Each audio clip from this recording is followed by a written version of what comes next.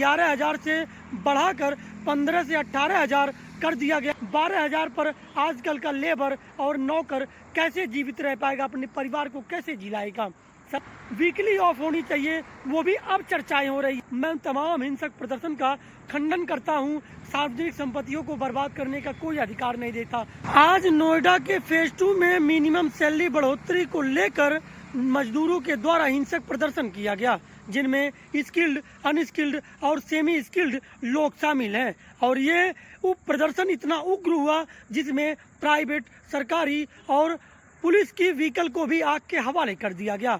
और इस आंदोलन का उग्र होने का मात्र एक रीजन है, हरियाणा में मिनिमम सैलरी अर्थात 11,000 से बढ़ाकर 15 से 18,000 कर दिया गया, वो भी स्किल्ड के आधार पर। और जिसको लेकर वही सारे मजदूर प्रदर्शन शांति प्रिय संडे और सैटरडे को किया करते थे, लेकिन उस पर प्रशासन के द्वारा नहीं सुना गया। जब हमारी भी सैलरी जो मिनिमम सैलरी 11,000 है उससे बढ़ाकर 15 से 18,000 कर दिया जाए अकॉर्डिंग टू स्किल्ड, अनस्किल्ड और सेमी स्किल्ड के आधार पर।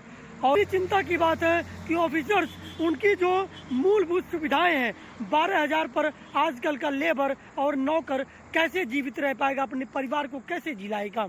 सरकार को इस पर जो है त्वरित कार्रवाई करना चाहिए। और अफसर अक्सर क्यों आंखें मूंद कर बैठे रहते हैं। अब जब वो हिंसक प्रदर्शन हुए और कितनी गाड़ियों को फूंक दिया गया, मॉल को तोड़ दिया गया, कितनी गाड़ी की एजेंसियों को फूंक दिया गया, तब जाकर के ये ऑफिसर अब जागे हैं, जागरूक हुए हैं और इस पर कार्रवाई और चर्चाएं चल रही हैं। यहाँ तक कि उनकी जो मूलभूत सुविधाएं हैं जो वीकली ऑफ होनी चाहिए, वो भी अब चर्चाएं हो रही हैं इतनी हिंसक प्रदर्शन होने के बाद।